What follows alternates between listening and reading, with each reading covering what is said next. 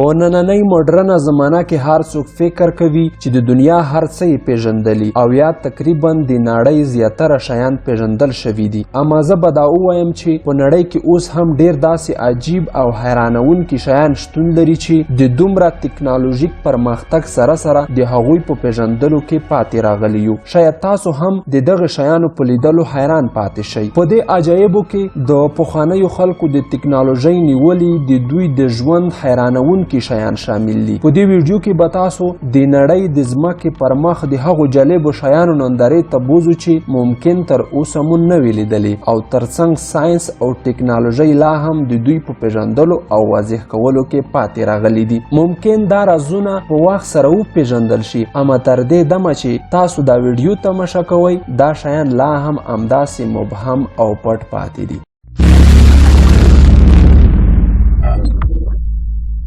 د موږکانو بادشاهي دا په حقیقت کې یوه مجموعه د موږکانو ده چې د هغوی شاته لکۍ یو د بل سره وصل شوي. د دې تصویرونو په لیدلو شاید تاسو بل فکر ته لاړ شئ، خو به هر حال دا یو راز دی چې دا پیښه څه ډول صورت موندلی. ځینې په دې باور لري چې دا یو افسانوي اتفاق دی او د لاس په اساس جوړ شوی فریب او دوکه ده. ځینې بیا باور لري چې د تکنیکي پلوه د موږکانو بادشاهي هم امکان لري چې یو وخت شتون درلود. البته دا هم باید ووایم چې ځینې وختونه خصوصا کله چې هوا سړه وي موږکان یو د بل سره ننوځي او لکۍ یو د بل سره وصلوي. ممکن د دې موږکانو سره په عین ډول اتفاق صورت موندلی وي، خو دا چې حقیقت څه دی لا هم یو راز پاتې دی.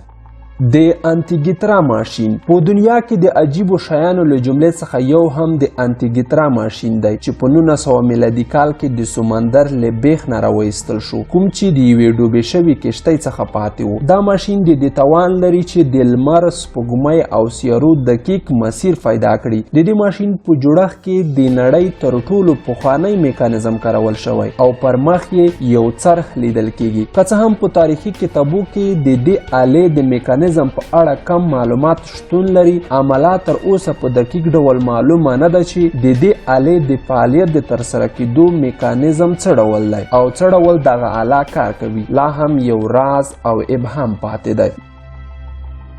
د ویناپاسکی تیږه دا تیږه په 1802 میلادي کال د سینکا ایلاټ ساختماني کارکوونکو لخوا ترلاسه شوه. دا تیږه ممکن د بومیایي امریکایانو یو پاتې شونی وي، کوم چې د الوتونکي د مرغۍ په ډول جوړښت لري. د دې هګۍ د جوړښت په اړه لا تر اوسه هم څوک نه پوهیږي. که څه هم په نړۍ کې د الوتونکو د هګیو مختلف ډولونه شتون لري، اما په دې ډول دا لومړنی جسم دی چې په شمالي امریکا کې پیدا شوی. دا هغې ډوله جوړښت له تیږې جوړ شوی، شاوخوا یې د یو انسان جوړښت رسم شوی. که څه هم د دې هګۍ په اړه مختلف نظریات شتون لري، اما تر اوسه ښکاره او واضح دلیل د دغې ډبرې په اړه شتون نه لري چې ولې داسې جوړښت لري. د چین د اول امپراتور قبر دا قبر په 1904 میلادي کال کې کشف شو او د نړۍ د لویو کشفیاتو څخه وبلل شو. په هر حال دا قبر د نړۍ د جالبو او حیرانونکو ځایونو څخه دی. دا قبر د چین د اول امپراتور په امر جوړ شوی او لا تر اوسه نه دی سپړل شوی. د دغه قبر د نه سپړل کېدو تر شا دوه علتونه موجود دي. یو علت دا دی چې چین قصداً نه غواړي د دې په خاطر چې قبر ته زیان ونه راسیږي، نو هغوی نه غواړي ترڅو دغه قبر وسپاړي. دوهم دا چې ممکن پکې د ژوند د لاسه ورکولو خطر موجود وي، خو د دې ټولو سره سره دا خبره لا هم یو راز پاتې دی. د سومري بچاهانو لیست دا لوحه په 1900 میلادي کال کې د هرمن هیلپریک په واسطه ترلاسه شوه. دا لوحه 4000 کاله پخوا په ډیر دقت ډول د سومري بچاهانو په اړه لیکل شوي او د هغوی د واقعي او افسانوي بچاهانو نومونه پکې ذکر شوي. البته باید ووایم چې د سومریانو د بچاهانو په اړه مختلف نظریات شتون لري. ځینې د هغوی څخه حقیقي او واقعي او ځینې بچاهان یې بیا یوازې افسانه افسانوي شکل لري کوم چې د لرغونپوهانو او تاریخ پوهانو په اساس وضع شوي دي. اما په دې لوحه کې څه چې جالب او حیرانونکي دي هغه دا چې د ټولو واقعي او افسانوي پاچاهانو نومونه یو ځای ذکر شوي دي کوم چې د تاریخ پوهانو لپاره یو ستر سرخوږی دی. اما ځینې بیا په دې باور لري چې هغه کسان چې د تاریخ پوهانو لخوا د سومري پاچاهانو په نوم افسانوي نومول شوي ممکن هغوی په واقعیت کې شتون درلود او تاریخ پوهانو هغوی افسانوي شمیرلی وي. خو به هر حال دا چې حقیقت څه دی لا هم یو راز او ابهام پاتې دی.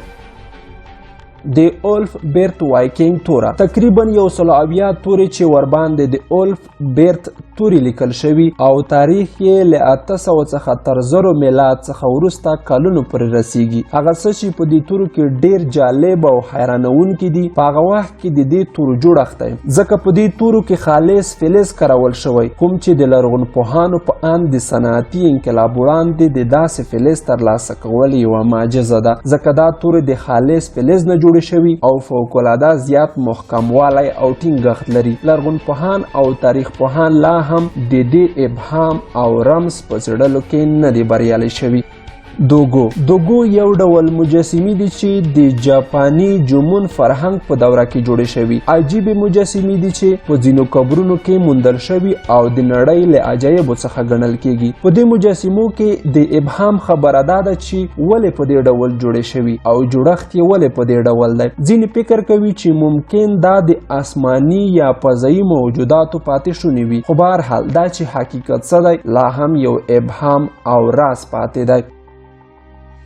د رنګو لوحه دا لوحه د آیسلند په جزیره کې موندل شوي. جالبه لوحه ده او جالب شیان ور باندې رسم شوي او لیکل شوي دي. د دې لوحې په اړه تر اوسه دقیق معلومات نشته او لا هم د دې لوحې پر مخ شیان نه دي لوستل شوي. دا چې په دې لوحه کې به څه لیکل شوي وي او څه به شتون لري لا هم یو راز دی او د نړۍ تاریخ پوهان او لرغونپوهان پکې پاتې راغلي دي. اوس د دغو شیانو په اړه تاسو څه فکر کوئ؟ په دې اړه تاسو کوم نظر لرئ لاندې په کمنټ کې راته ولیکئ.